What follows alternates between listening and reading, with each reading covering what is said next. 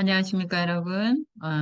보육교사 재취업 지원 과정에 대한 안내를 해드리고자 합니다. 저는, 대표 강사인 차미영이라고 합니다. 네.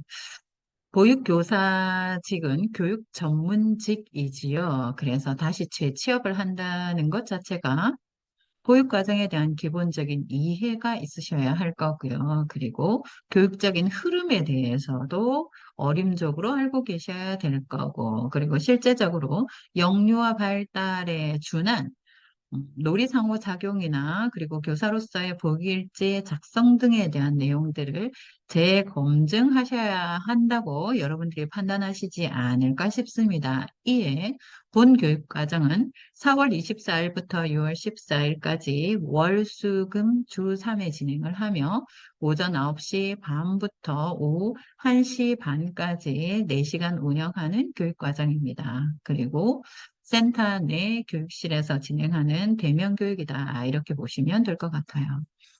본 교육과정은 이런 특성을 가지고 있습니다. 국가에서 강조하고 있는 장기 미종사자 교육과정에 준해서 편성하였다.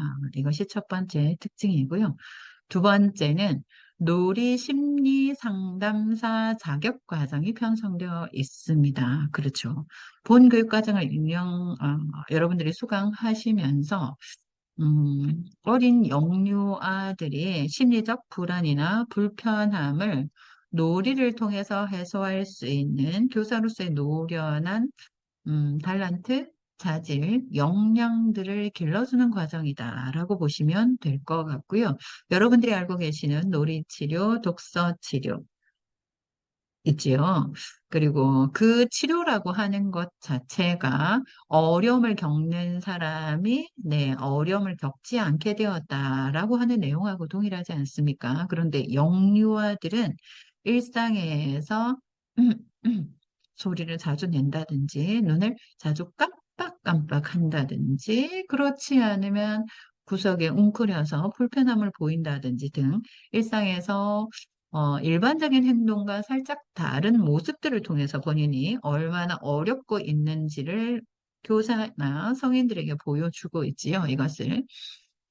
구체적인 교육 형태가 아닌 교실 내에서 선생님과 생활을 하고 있는 동안에 발견되어지고, 그리고 아이가 불편해하고 있는 요소를 잘 찾아서 그에 맞는 심리 치료를 해 나간다면 가장 효과성이 있지 않을까라는 생각이 듭니다. 그래서 보육교사로서 재취업을 하시기 전에 여러분들이 놀이 심리 상담사 자격을 취하신다면 남다른 이점이 되지 않을까라는 생각이 드네요. 그리고 보육교사에게 요구되어지는 직무 소양이 있습니다. 첫 번째는, 바른 인성을 가지셔야 할 거고요. 그리고 아이들을 좋아하셔야 할 거고, 불편한 것을, 해소할 수 있는 나름의 전략이 있어야 할 거고, 생각이 다른 아이를 설득할 수 있는 여유가 있으셔야 할 겁니다. 그래서 교사가 되기 전에 어른이 나의 모습을 들여다보고 어른으로서 어른답게 아이들을 따뜻하게 품을 수 있는 나름의 소양을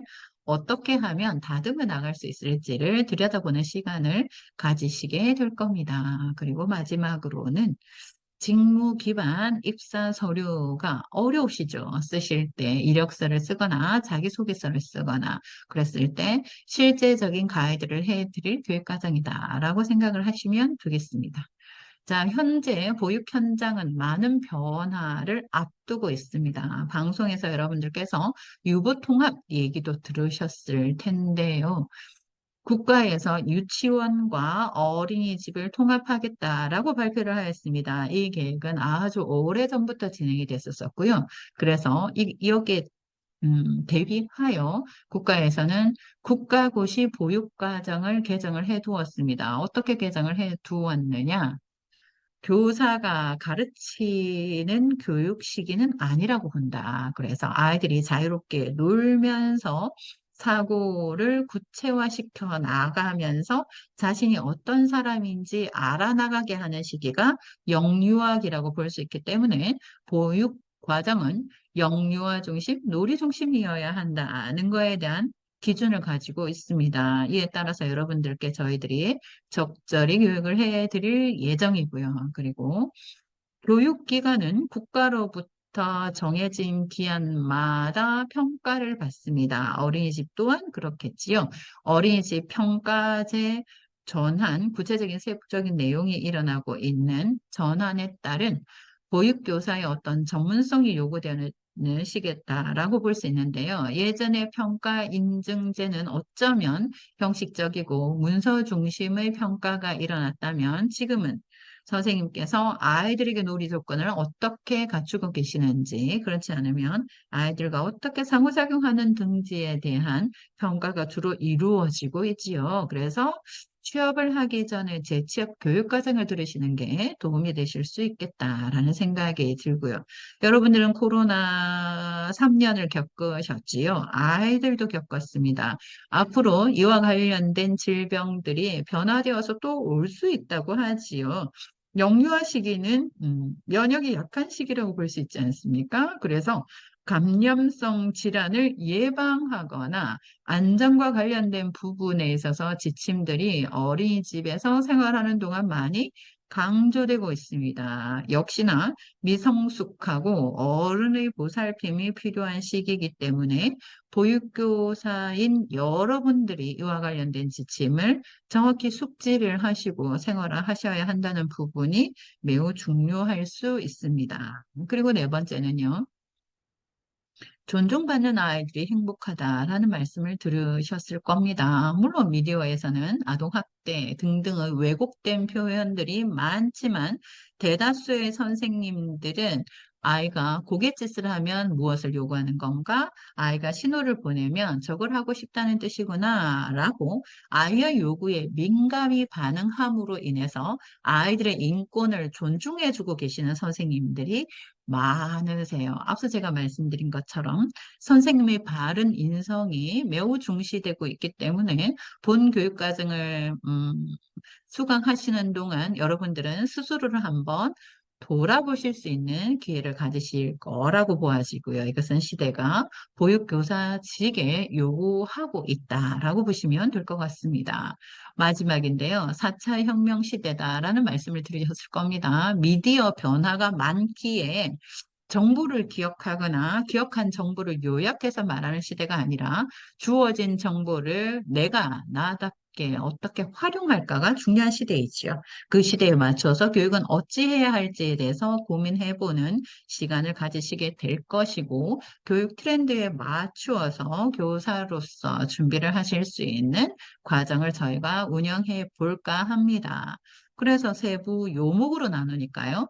보육 전문 과정과 놀이 심리 상담사 자격 과정, 그리고 직무 소양 교육 과정으로 나뉘게 된다라고 보시면 될 것 같고요.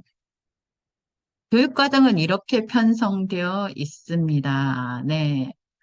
보육교사는 어떤 역할을 하게 되며 어떤 윤리 의식이 있어야 하고 어떤 실천을 해야 할까에서부터 영유아의 건강 안전, 표준 보육과정, 아동 복지와 인권, 그리고 보육교사의 건강과 안전, 놀이심리 상담사의 자격 과정, 그리고 영유아 행동의 발달적 이해뿐만이 아니라 그 아이들이 보이는 행동에 대한 관찰, 그 관찰된 내용을 분석해서 평가하여 다음 보육 과정에 반영하는 등의 구체적인 실제 내용들을 안내를 해드리게 될 거고요.